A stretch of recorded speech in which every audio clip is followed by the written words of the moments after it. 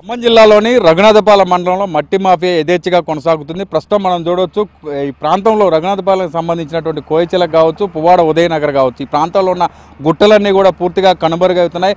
ప్రకృతి సంపద అంతా కూడా దోచుకెళ్ళిపోతున్న పరిస్థితి ఉంది.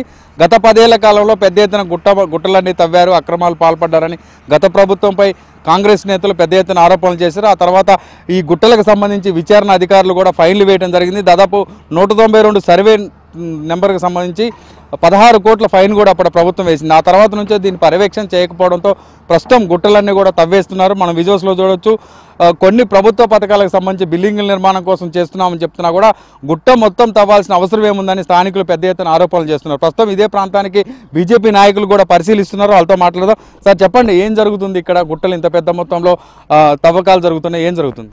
గతంలో రఘునాథపాలెం మండలంలో ఈ ప్రాంతం మొత్తం కూడా వన్యప్రాణులు, కొంత నెమళ్ళు కావచ్చు, లేకపోతే అడవి జింకలు కావచ్చు, ఈ విధంగా వన్యప్రాణులన్నీ కూడా ఇక్కడ సురక్షితంగా ఉండేవి. కోతులు కూడా ఈ ప్రాంతంలో ఈ గ్రామాల్లోకి రాకుండా ఇక్కడే ఉండేవి. టీఆర్ఎస్ పార్టీ గత 10 సంవత్సరాల పాలనలో ఈ యొక్క గుట్టల్ని వాళ్ళు టీఆర్ఎస్ వాళ్ళు కేవలం రాత్రి 9 గంటల నుంచి ఉదయం 6-7 గంటల వరకు కూడా ఈ గుట్టలన్నింటినీ కూడా కొంతవరకు వాళ్ళు తొలగించారు. అంటే అక్రమంగా ఈ మట్టి మొత్తం కూడా టీఆర్ఎస్ ప్రభుత్వంలో అమ్ముకున్నారు.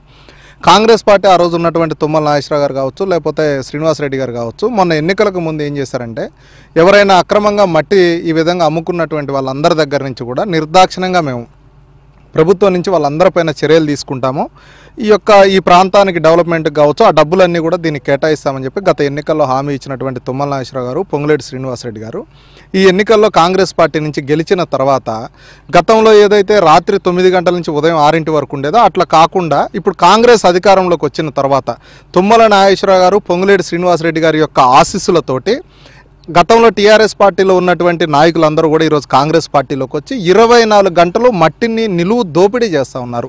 ఇక్కడ చూసినట్టయితే మీరు శివాలయాన్ని చూడొచ్చు. ఈ శివాలయం దగ్గర ఉన్నటువంటి ఈ ప్రాంతం మొత్తం కూడా శివాలయం చుట్టూరు దారులేసి ఈ గుట్ట మొత్తం కూడా సగం ఇప్పటికే కరిగిపోయింది. ఏదనంటే వీళ్ళు చెప్పేది ఏంటంటే నేషనల్ హైవే కోసం మేము కొంత మట్టి తరలిస్తున్నామని.